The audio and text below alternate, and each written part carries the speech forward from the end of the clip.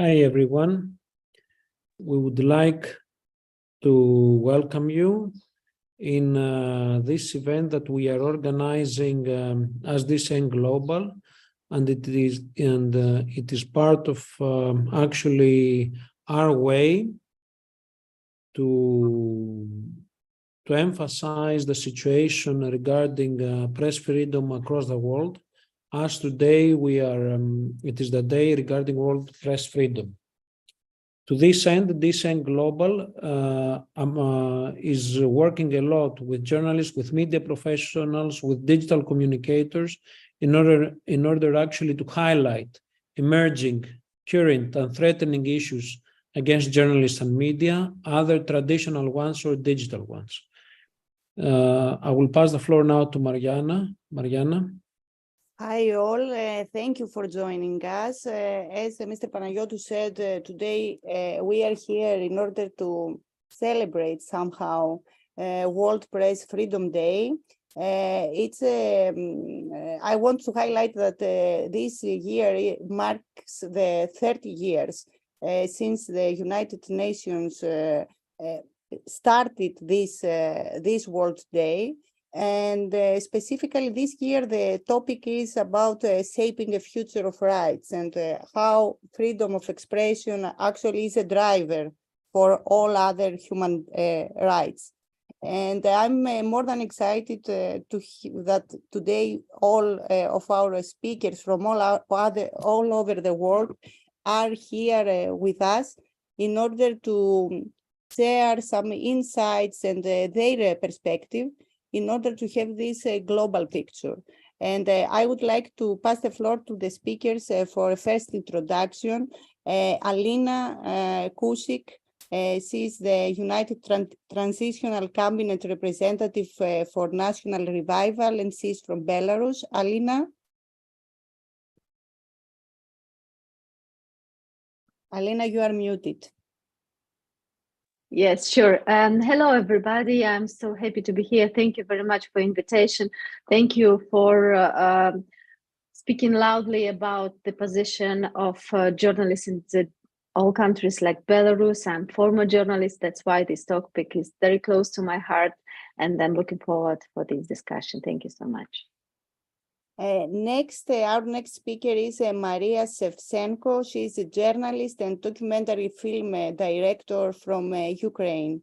Hi, Maria. Thank you for joining us. Hello, everyone. I'm happy to be here, happy to tell about the situation in Ukraine, because it's really important, and I want to share what happened here to everybody. Thank you. Yeah. Aliona Koskina, she's a media literacy program manager from Almaty, Kazakhstan. Aliona? Hello, everyone. Yeah, hello. Thank you for the invitation. I'm glad to be here with all of you to share what is happening here in Kazakhstan and in our region, in Central Asian region. So happy to join this conversation. And now we will change again. We will transfer to Mexico. We have together with us journalist Lydia Sanchez. Lydia? Hello, everyone. Thank you for having me. I'm delighted to share the panel with these interesting journalists from all over the world. So thanks, and hello, everyone.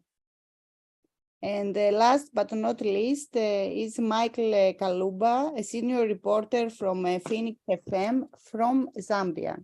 Hi, Michael. Hello, and hello to everybody that's on this forum. It's a privilege for me to be a part of this discussion. As introduced, my name is Michael Kaluba from Zambia. I'm a reporter, and I'm super delighted that we're sharing this conversation today. Happy World Press Freedom to everybody. Thank you all. Now we would like to start again from Michael in order to say a few words and present the situation in the region of Africa and in Zambia as well. Michael, the floor is yours. Okay, thank you so much. Zambia is in the southern part of Africa, and it's a landlocked country that borders a number of other countries, including Zimbabwe, Botswana, Malawi, Mozambique, Angola, Namibia, a number of countries, too numerous to mention. But what Zambia has in common with all these, countries is, the social, political, and media landscapes, especially countries like Zimbabwe and Malawi. Country has a really close relationship with in the past, having being one border. Now, when we do look at what access to information, really is, we're talking about the right to seek, receive, and impart information by public offices. And to South Africa, I think looking at the different dynamics when it comes to the political situation, you will realize that the access to information, media freedom, the right to be heard are all guaranteed in a number of them, these countries. I will give an example here in Zambia. In 2020, we had one of the biggest and most influential newspaper tabloids closed down by government. And this newspaper was closed down. I think all the stakeholders were shocked, because even the reasons that were advanced for this particular newspaper did not really make sense, for lack of a better term. And looking at the way the media has evolved, I'm using Zambia as an example at this particular time because of proximity, obviously. You'll find that each and every sitting, government has certain ways that they relate to the media. The former ruling party in Zambia had issues with a number of media houses, which also leads to another house TV. Look at these two closures because of the fact they were trying to censor these media houses into airing or publishing what the government was. Michael, the sound is not clear enough. We are witnessing difficulties in following you. Can you check it out and see if you can log out and log in again in order to see if that works better?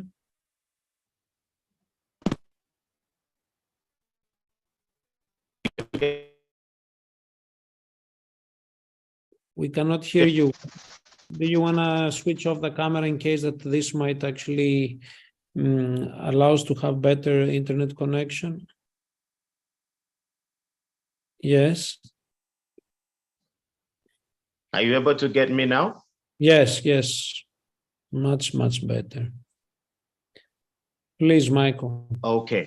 I don't know if you lost me there, but I was, giving an account of, how difficult it is for media houses in, Zambia and other Southern African countries to function, within a media landscape freely and also without censure, especially from state actors. I was giving an example of, closures that happened in Zambia of media houses. We had one of the biggest newspaper tabloids, The Post, closed down in 2015. We had another media house, a broadcast media house, closed down in 2019 by the same government. And so, looking at the way media freedoms are within Southern Africa, it is quite difficult to point at any particular country that guarantees proper media freedom as well as access to information regulation that guarantees the media to operate, freely. For example, the Media Institute of Southern Africa agrees that, the right to seek access and receive information is a fundamental human right, as guaranteed by Article 9 of the Universal Declaration of Human Rights, as well as Article 9 of the African Charter on Human Rights. But most of the governments within Southern Africa have not enacted this access to information bill. And unfortunately, my country, Zambia, is one of those that has not enacted the access to information bill. This makes it very, very difficult for the media to act freely in terms of fighting corruption, to participate in democracy, as well as to ensure that there's access to education and build capacity to just cover human rights abuses, environmental atrocities, and many other issues without being censured or fearing, for lack of a better term, to be on the wrong side of those with power. And this makes it very difficult, for a lot of media houses to operate. In addition to the lack of funding and the lack of independence to operate, there's also the issue of security threats to media personnel. Recently in Malawi, we had a situation where a lead investigative journalist, his name is Gregory Lungu, was thrown into police cells for one simple reason. There was a story that his publication published, and it was about one of the big ministers in that country. And so they had to go to their offices, grabbed all their computers, grabbed their personal phones, laptops, and threw the lead investigator into prison. Obviously in an effort to try and intimidate them into telling them the sources of their information and whatnot. Some things happened in Zambia. We had a very vibrant investigator who was killed in 2019. The man was missing for about 10 days. His name is Humphrey. And up to today, we have not had any investigations, to show what really happens to our colleague. And this is a gentleman that did a lot of big exposés locally that, state actors were not really, okay with. And so maybe with that overview, that is where the media landscape is within Southern Africa, especially with Zambia, in terms of media freedoms as well as access to information. Thank you, Michael. Switching off the camera actually allows us to follow you much, much better, and it was very insightful, your comments. Now we will move back, we will go back to Europe, and the floor is to Maria. Maria? Hello, everyone, again. So I would like to tell a little bit more about myself. Till the Russian full-scale invasion, I worked like a TV journalist, but after I just documentary film director, and it's, as you know, really very complicated to work for journalist, for director in the work conditions. As for me, it was really a big new information, because before I never had been not war correspondent, not war director, and a lot of dangerous and news. I made a lot of mistakes, but thank you God, everything is fine. For example, that to get some information about war in Ukraine, you should take a lot of permission. It's not so easy, because this information is closed, and first time nobody know what we should to do. Journalists work with volunteers, with civilians, try to find way, make contacts, create story, and a few times with my crew, I just don't know who one I should ask about. Can I shoot it? How I can explain the story? So it's a long and complicated way. But the most dangerous, as you know, in Ukraine died more than 15 journalists. It's really very big tragedy. And when I was in Kherson, it's after liberated, surely. It was a really dangerous hotspot, and I worked with agency France Press. We just arrived and not start working, just it was morning, take some coffee, And in the city center, start shelling.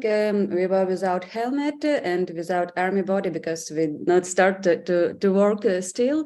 But after this situation, sure, we start take a helmet, army body in Mykolaiv. It's a city near Kherson, but it's about 100 kilometers because it's very important. Do everything what you can do for saving life. So as you know, it's a big problem for Ukrainian journalists because a lot of Ukrainian territory is under occupation and we couldn't know what happens there. For example, my relatives, my family from Berdyansk, it's Zaporizhia region. It's near Azovstal city. It's this territory under occupation. And sometimes I can call to my grandma, my father, ask what happened there, but not a lot because everybody afraid to tell about the war, what happened. I know just that Russian soldiers try to give everyone Russian passports, and it's a really horrible news. I hope that Ukrainian army soon liberated all our region. But still we have a lot of attacks from Russia. For example, you know, a few days ago in Uman died more than 20 people. It's civilian. It's my friend. There are two. I go to Uman and take children, my friends, and keep it to Kiev.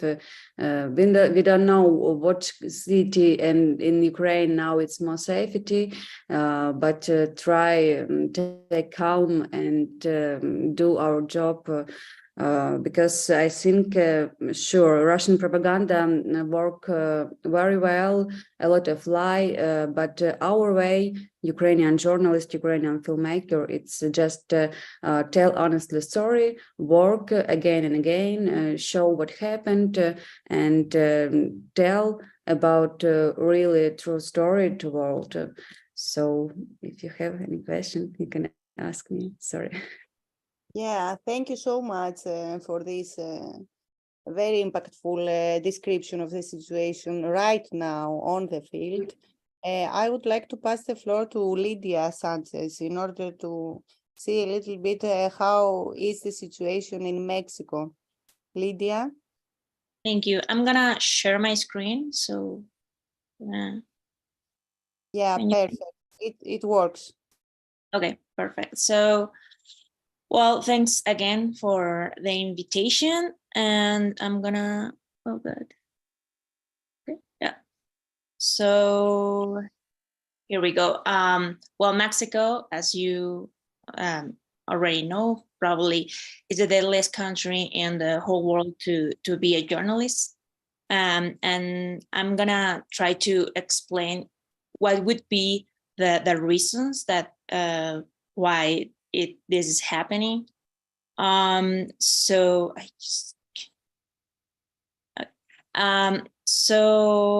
were there some specific figures that I would like to highlight? For example, Mexico is a territory that is not in war, but has the most the higher number of journalists killed each year, at least the last 5 years in a row. Mexico has been in the number one of number of journalists killed. And 2022 what became the deadliest year in the story of Mexico, with well, the figures are a little bit different. Reporters Without Borders recorded 11 journalists killed, while Article 19 mentioned 12 journalists in Mexico killed. So as well as Article 19 mentioned that every 13 or 14 hours a journalist is harassed. And it is, well, sorry, this is in Spanish, but I'm going to highlight also that Mexico, according to reports without borders, has the highest number of journalists killed in 2022 compared with all other countries that has facing actual war, like, for example, Ukraine, with 8 journalists killed during the last year. So I think that we can talk about 2 parameters that limit the press of freedom in Mexico. The first one is the murder of journalists, obviously, and the second one is this kind of problem that we have faced since the actual government started in 2018. That is the attack of the state, and how it gained echo of the disinformation and propaganda, and also harassment against journalists in the online sphere. So, okay, the first one is the murder of journalists. As we can see here in this chat, the last year obviously was the day list, but all these names are the actual journalists that were killed in the different years since 2000. So I'm gonna to start with the case of Lourdes Maldonado. Lourdes Maldonado went to a morning press conference of the President of Mexico, which is Andrés Manuel López Obrador, in March 2016 in 2019. And she asked for help to the president in order that she felt threatened and he was afraid of being murdered.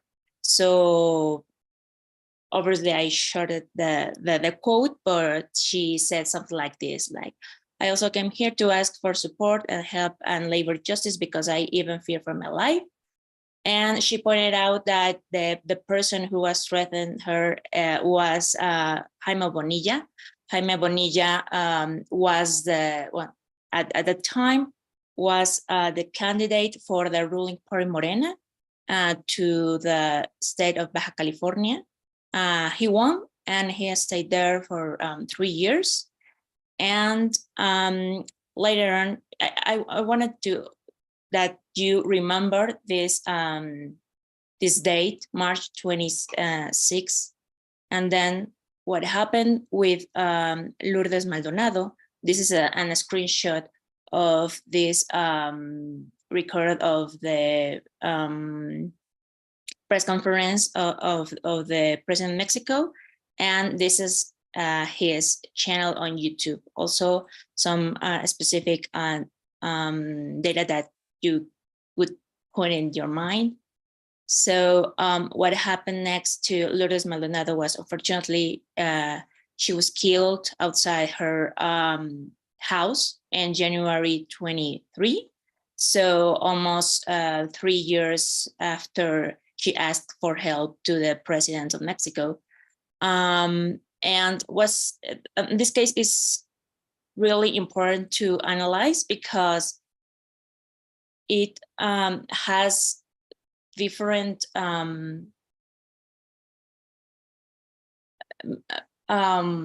can I say different specifications that can reflect the reality that face a lot of journalists in Mexico.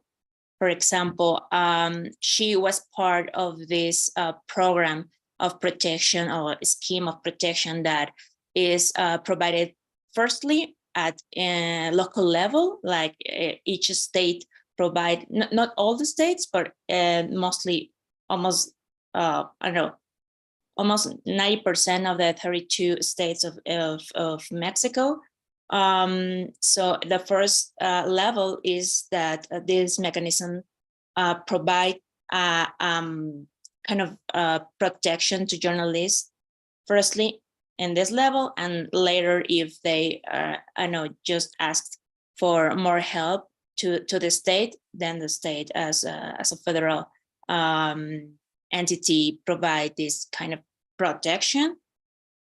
So she was part of this mechanism of protection. She asked for the help of the Mexican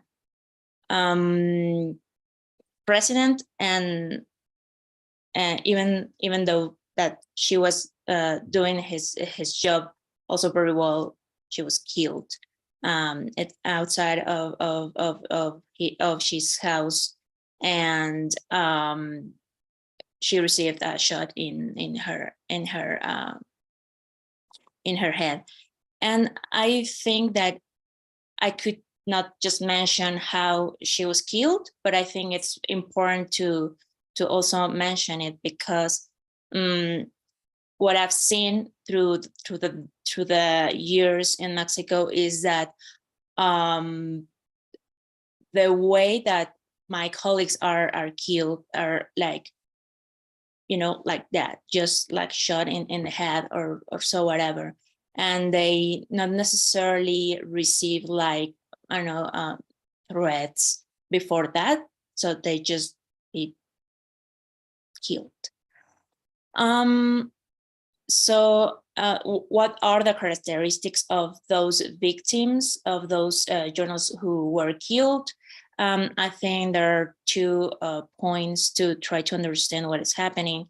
The first one is the hard topics that they cover. For example, almost all the journalists who were killed were covering corruption, drug trafficking, violence, and public safety. Specific locations, as happened with Lourdes. They used to live in small towns or small cities inside the lowest income states in Mexico, or states with higher rates of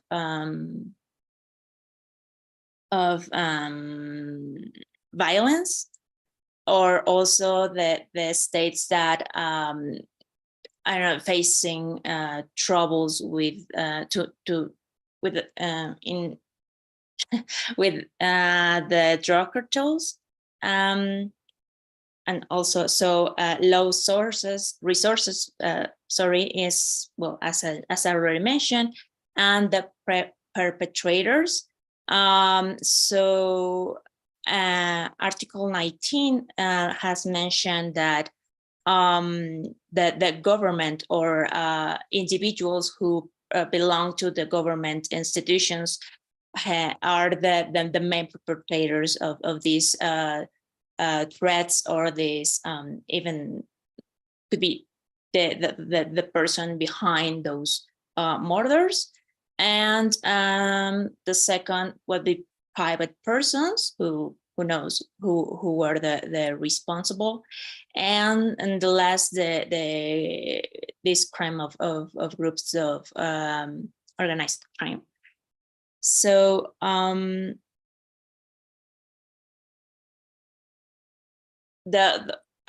just put it out just to only mention it, because I think it's I know interesting and also important. LTEC is an organization that focused on to track how many politicians are threatened or killed during the elections in Mexico. And in 2021, during the midterms elections in Mexico, the director, who is Ruben Salazar, told this to the agency of Deutsche Welle. I don't know how to mention it, but I know it's quite large, the quote, but if we can simplify, what he said is that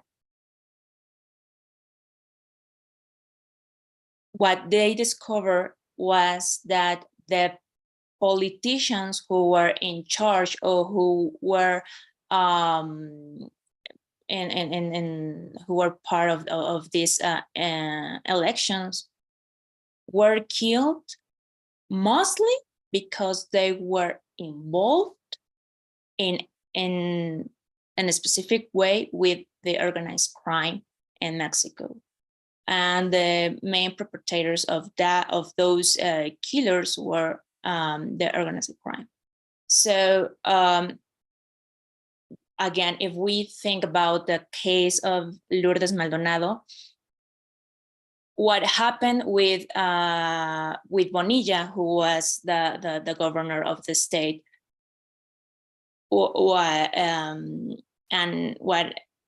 and who was her main perpetrator. She was dead.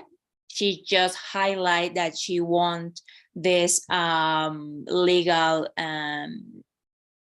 battle against him because she worked in an organization that he led before he was a senator and obviously the governor of the state. But just so this happened again, 2019, she went to the morning conference. Then Bonilla won, and he stood three years. And he ended up with his government on December 2020.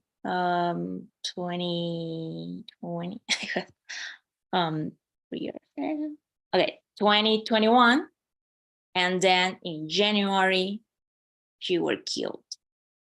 So okay, and just like almost like 1 week after she mentioned that she won this battle with him in terms of legal actions. And also what happened with Bonilla was that he recently has mentioned that his successor in the government, who also belonged to the ruling party Morena, it's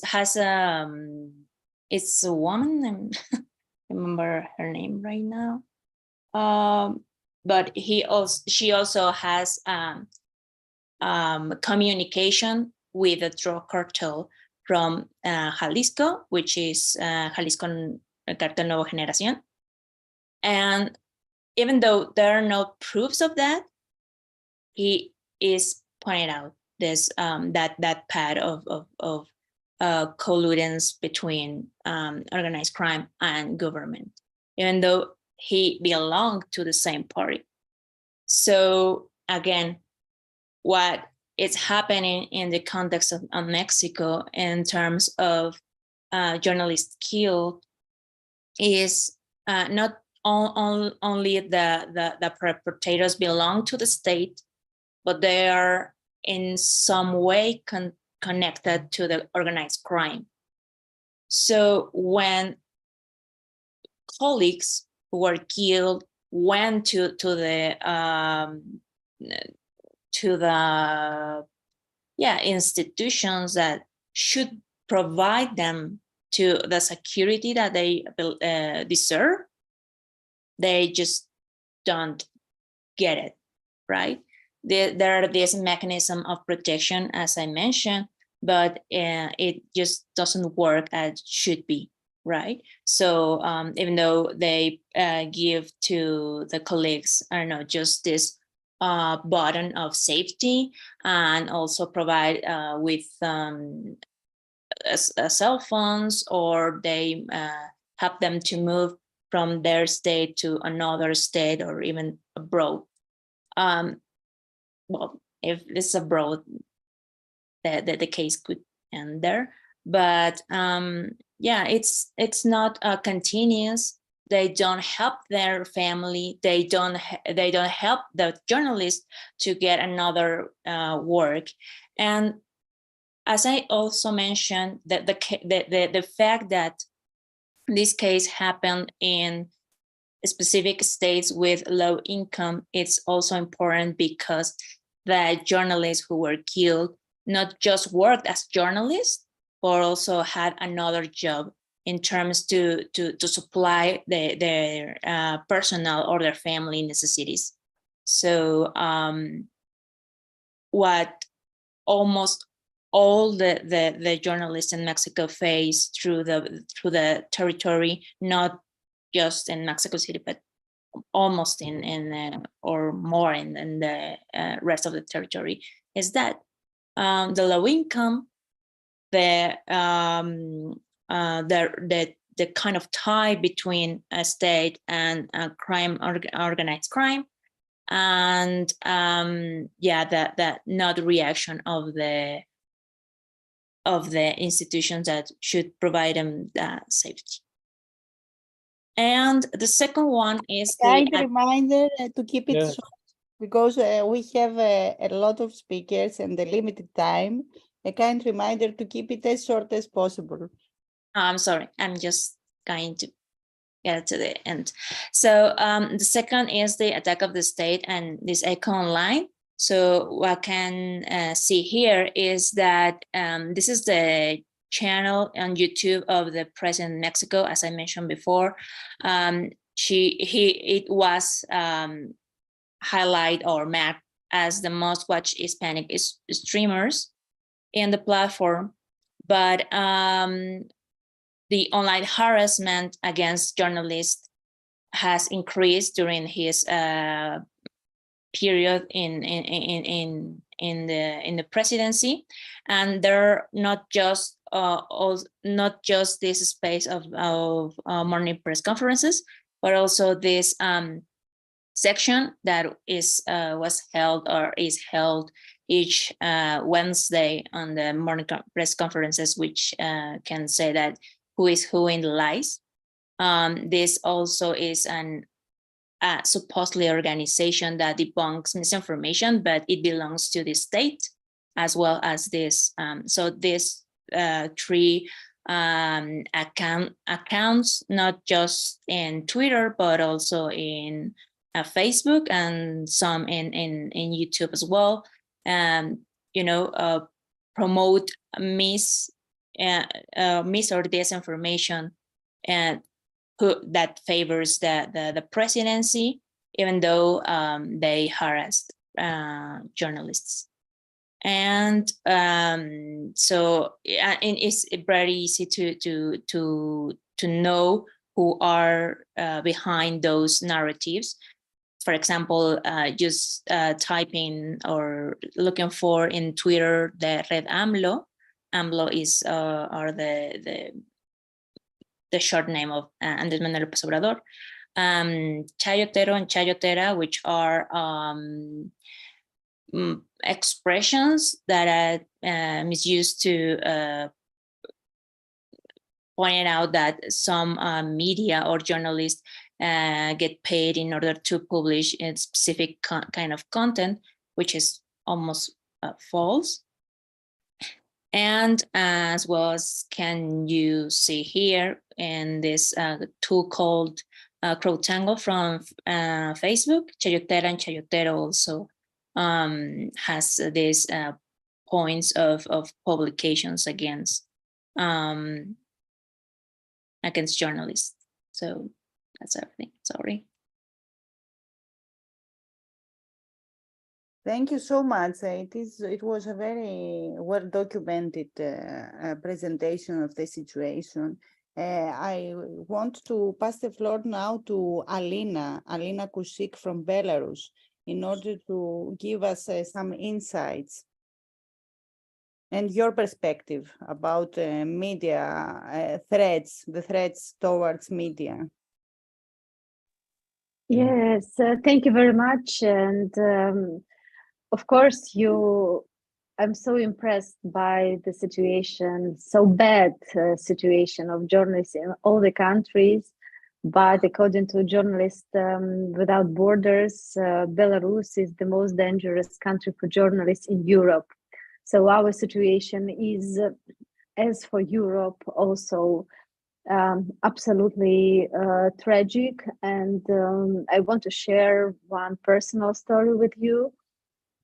As in my previous life, I was working as a journalist for Belsat TV. Belsat TV is the only independent Belarusian channel which is broadcasting from Poland. Can you imagine then, from the very beginning of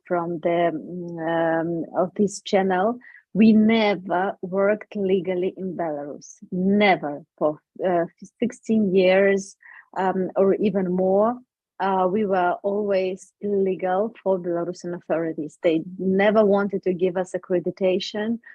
And of course, right now, situation of all independent Belarusian media outlets is absolutely drastic, as many of them were forced to relocate after 2020, after the elections which were stolen and actually beaten by dictator Lukashenko.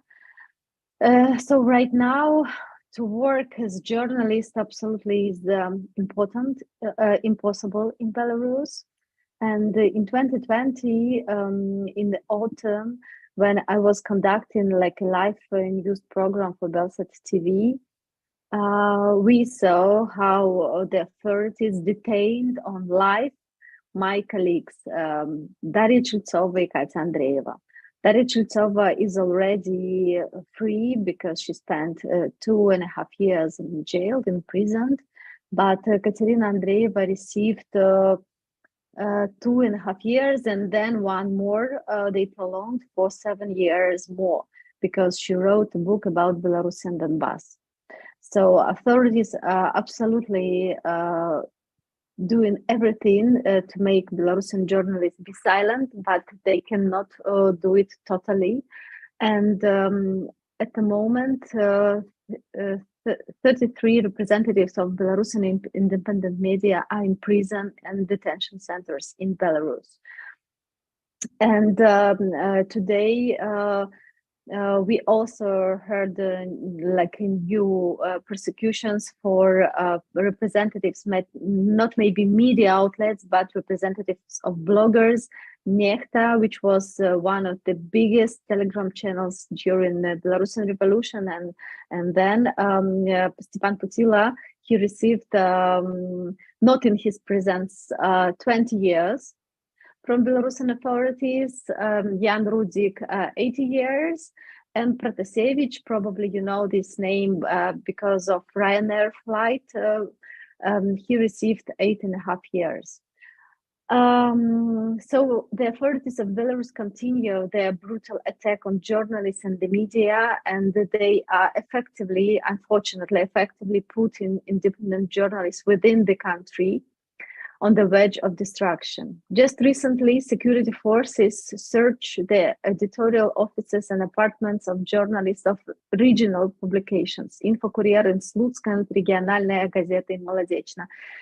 These very small media outlets, regional outlets, this is the only independent press left in Belarus. But the equipment and documents were taken, the editors and the publications were put behind the bars. As a result, 2 more regional media were forced to suspend their work. And today, on the eve of Freedom of Press Day, the Intex press publication from Baranovich came under prosecution. The materials of this website and social network were recognized by authorities as extremist. And today, Euroradio, which is also broadcasting from Poland right now, was also recognized as extremist. So in Belarus, journalists are mostly extremists, and sometimes extremists and terrorists as well, or twice extremists. It depends on your situation, but the situation is really absolutely drastic. And what else I want to say? Belarusians right now are using mostly Telegram and TV to receive some news.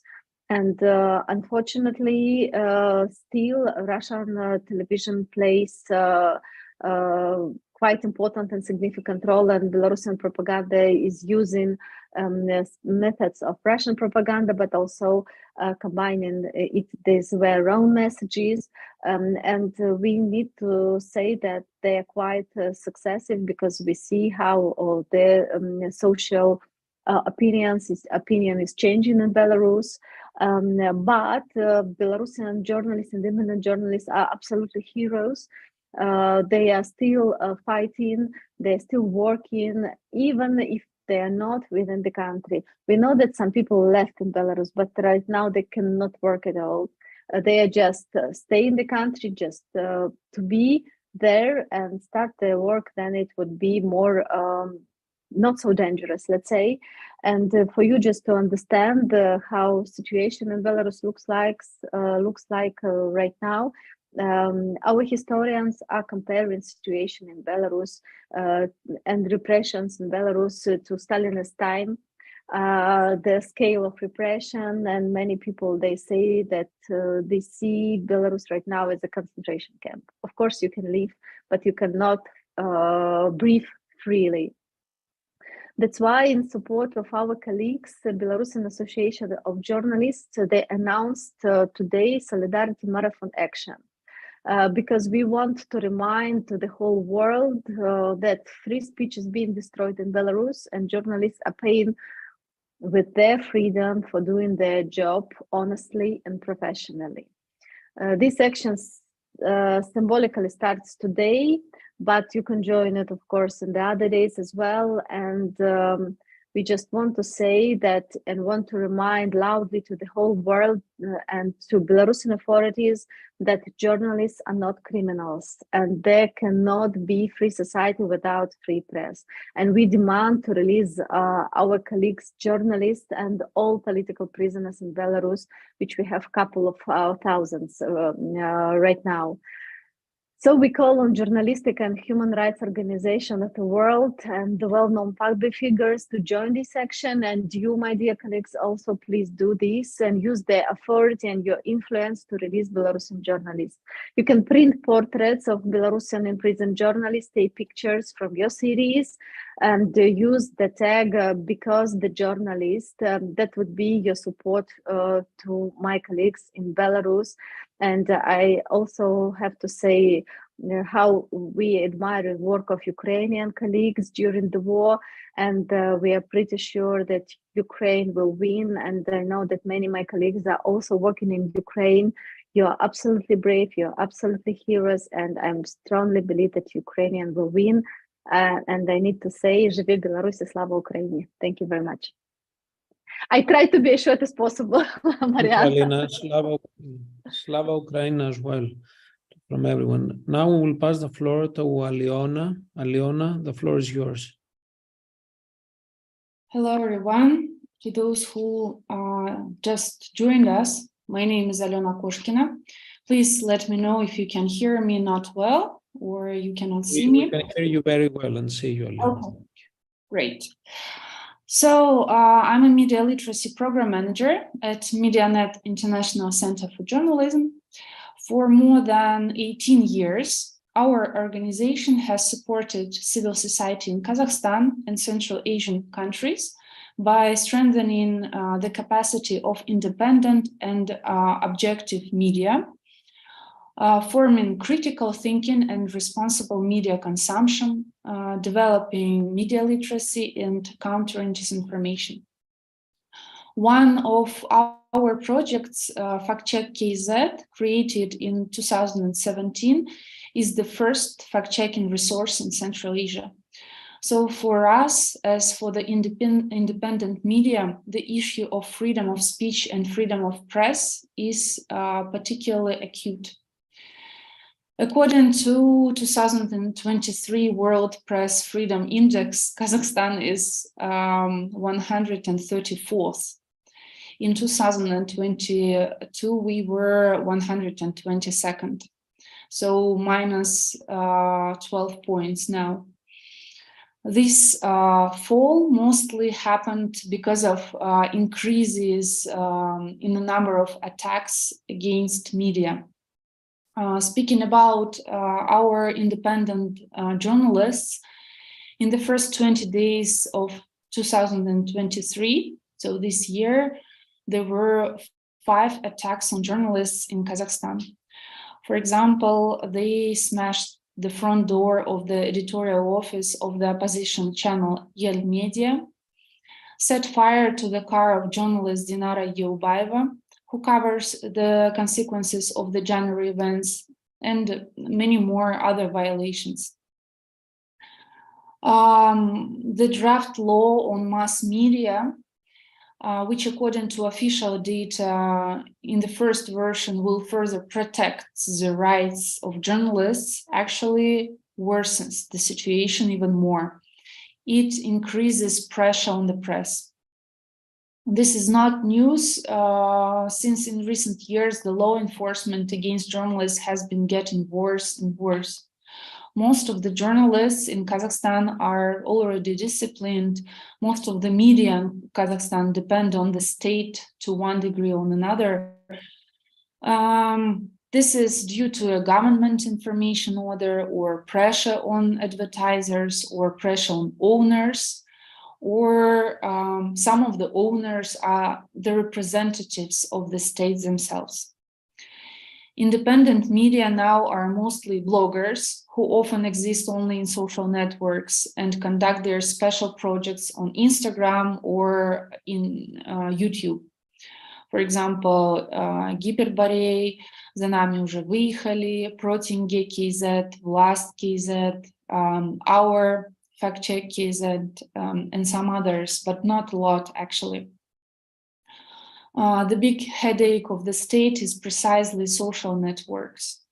That is why they want to manage social networks with the help of the cyberbullying law or mass media law. Because the state has actually no power on Instagram or Facebook or other meta social networks. All the intentions of the Ministry of Information are precisely to seize social networks under power.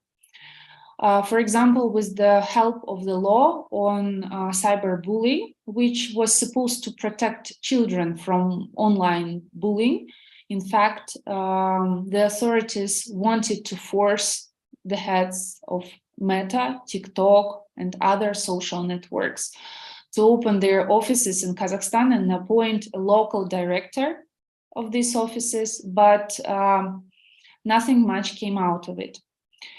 Therefore, at the moment, a lot of taxpayers' money is being spent on paying for bots that would flatter in comments on social networks or clean up criticism about the state. I would say, according to the Legal Media Center of Kazakhstan, more than 153 billion tenge, it's about 311 million euros, has spent on state information policy in Kazakhstan over the past 3 years. Of this, more than 90% went to the content of state-owned media and only 9% went to private media. In addition to the financial advantage, journalists of publications that strictly support public policy are less likely to face obstacles in their work. I would like to say more and more about violations, pressure of the independent journalists in Kazakhstan, but I wanted to be very short. If you have any questions, please, you are welcome. It will be a pleasure for me to answer them. Thank you. Yeah, actually, I have a general question based on what you have just said. You talked about social networks, influencers. Also, Alina mentioned Telegram. And my question, because DCN Global's goal is to search for all these solutions that address our democracy worldwide. I would like, it's an open question for all the speakers. What is the role of technology in order to promote press freedom and, of course, to help journalists report on important issues? how can you describe the role of technology? And of course, a second question, what are the risks that this is for press freedom? I don't know who wants to take this question. I saw Aliona almost ready to reply, but feel free to take it.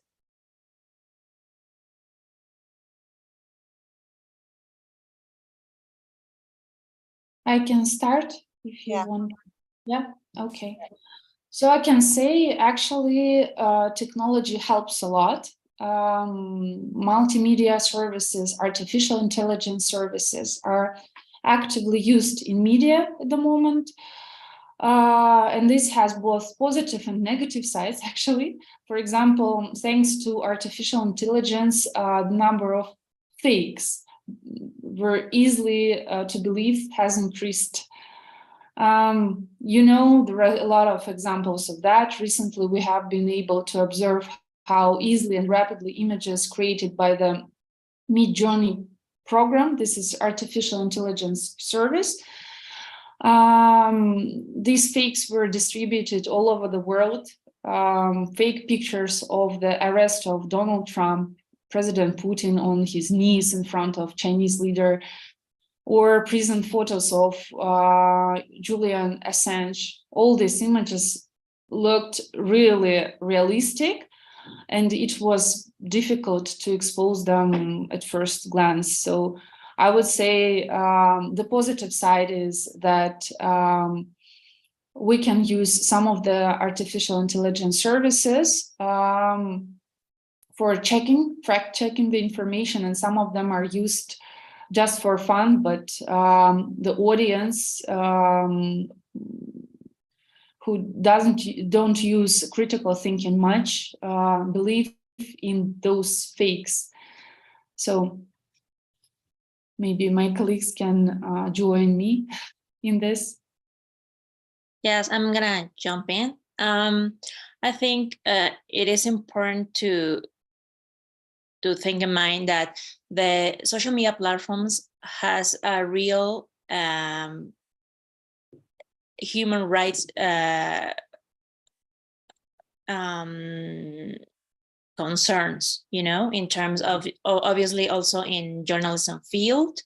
So they have to provide us as journalists for spaces of free speech. So I know that it is difficult to try to do this clarification of who is a journalist or who is not, or which kind of organizations are actually media news outlets or which are not. But I think that they have to start to develop this kind of accuracy in terms of journalism field and free speech.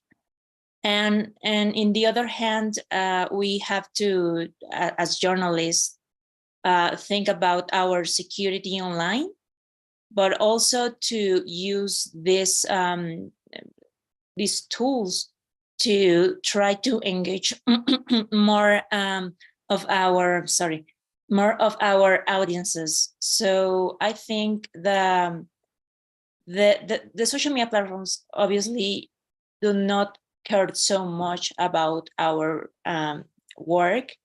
And what I've seen, for example, on Twitter was that the tools that they develop inside the platform to help us as journalists to not be target of a specific coordination behavior of harassment was not as the best, but it was helpful in some kind of instances.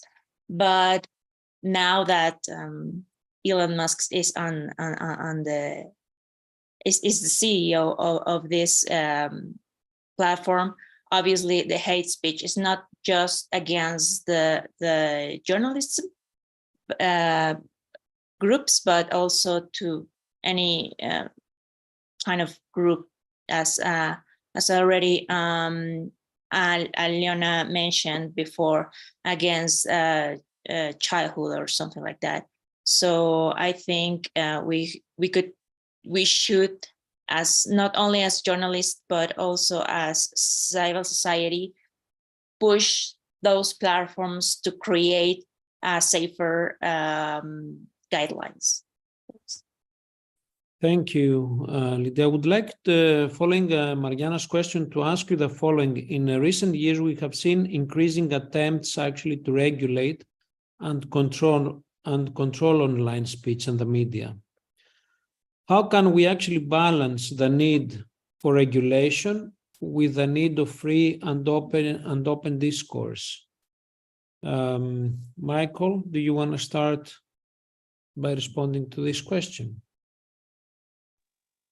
I have posted the question also in the chat room, as well as if you can comment on what are specific needs in order to secure safety for journalists. Because, and thank you for posting the various incidents that have taken place in Africa against actually journalists, and especially regarding killings of journalists. Thank you.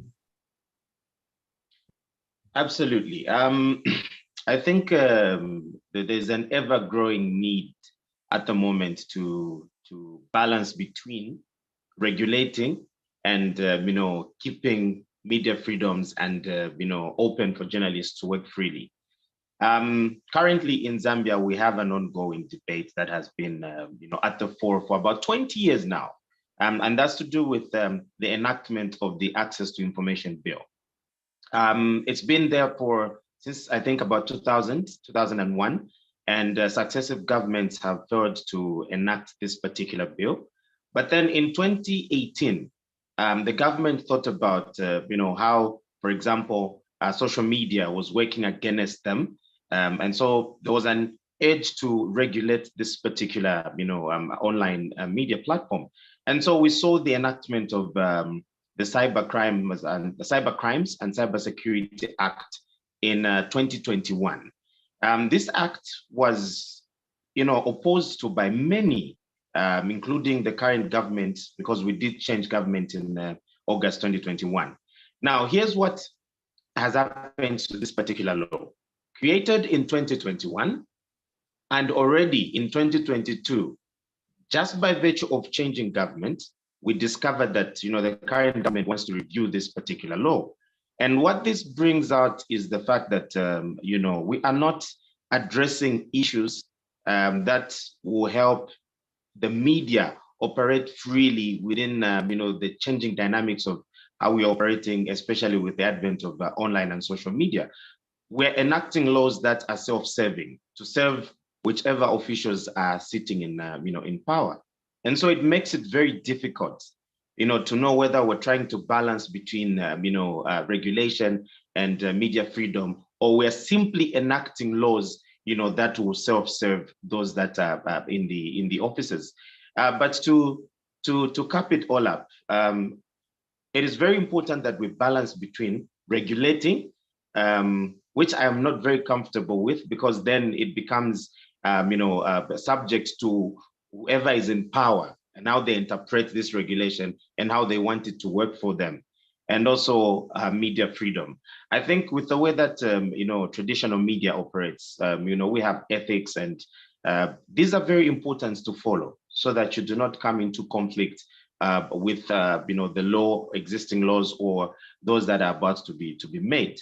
But I think for me, I have a problem with the age, especially in Africa, to regulate the media, because it is not genuinely looking at the interests of the general public and the media. It is looking at the interests of those that are in office. And once we see a change of government, we also see tempering and tinkering of these particular laws, despite the fact that it is very important to strike a balance between these two. Thank you, Michael. Anyone else that wants actually to address this question? I would like to ask Wesley Gibbings if he is with us. Wesley, are you here?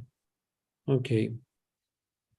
Okay, we can actually move to the last question, Mariana. Yeah, actually, as we come to the end of this discussion, I'm trying to think about solutions, let's say, how we can raise awareness about how the importance of press freedom and how we can encourage more support for journalists and for all media organizations around the world. I know it's hard, and it may be a theoretical question based on your input, but let's try to focus on the solutions from now on. Who wants to give some ideas?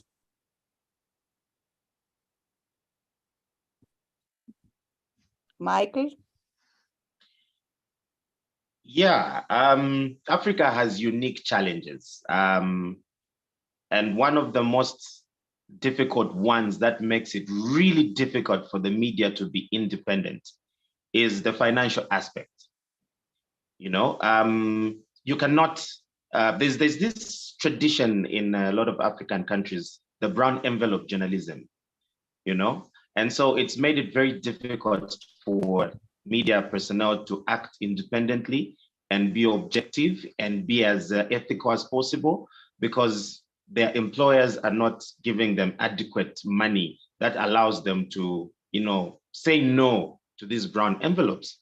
And so I'd like to think that one of the starting points in the African perspective is to empower media houses, to empower journalists themselves, to, you know, stand on their own, so that, you know, even when it comes to these media freedoms, I do not have the conflict of how do I write the truth about, for example, a minister who recently gave me a $200 or $300 as a gift.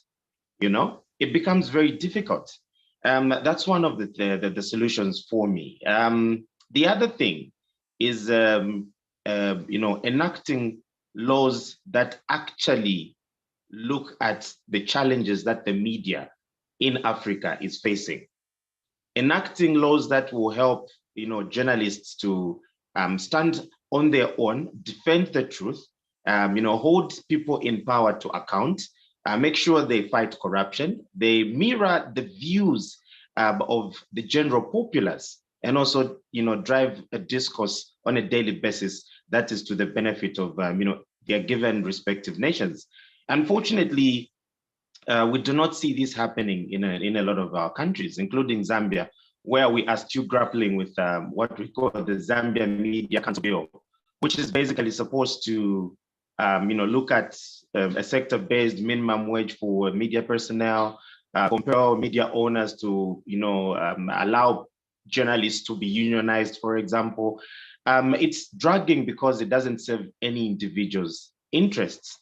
And so the third thing that I think also would work as a solution, you know, to guarantee media freedoms, is allowing for continuous, you know, sort of retraining, you know, so that the media can be abreast with the things that are happening globally, you know, changes in terms of technological advancements, digital media space, as well as, you know, ethics, as it may be. Because a journalist that trained 15, 20 years ago, you know, is not, for lack of a better term, equipped today to keep up with, you know, the ethical requirements of what the new digital media or online media space requires, because they did train in a certain aspect of the media that is no longer truly applicable, you know, today. So for me, those are some of the things that we could, you know, have a look at. Thank you so much, Maria. I saw that. Do you want It's a very complicated question about support media, but I wanted to tell that in Ukraine, a lot of journalists, a lot of filmmakers work like volunteers. Firstly, we have a lot of good example. For Ukraine, or now it's a big organization who started from a little group of people, and now they, journalists, filmmakers do a lot of content and show news about war in Ukraine, not just war.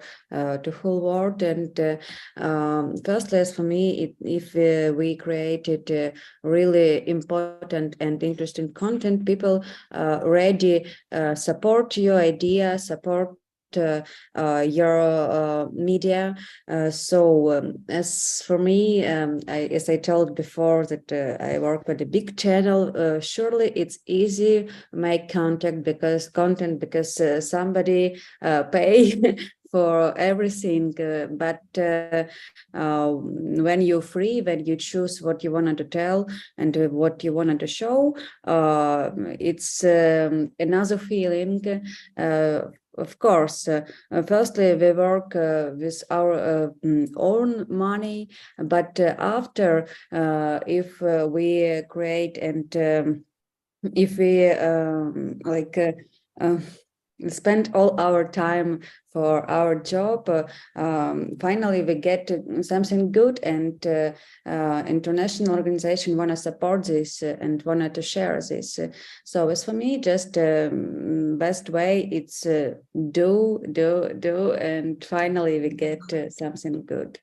And people understand, for everybody important read truly news, to see truly films, and I hope now people more and more already pay for the content, and it's good.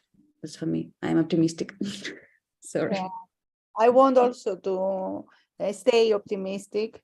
Aliona, do you have any ideas or suggestions? Actually, I really like the ideas that my colleagues just mentioned. I would say information campaigns, new initiatives, dissemination of information through social networks, discussions like this one, help to raise public awareness of the importance of press freedom. The more we talk about it, discuss it with our audience in our communities, the more attention we draw to this problem of repression of journalists and the low level of access to information, low level of freedom of expression, freedom of press. So shortly, but I think that what else we can do, yeah?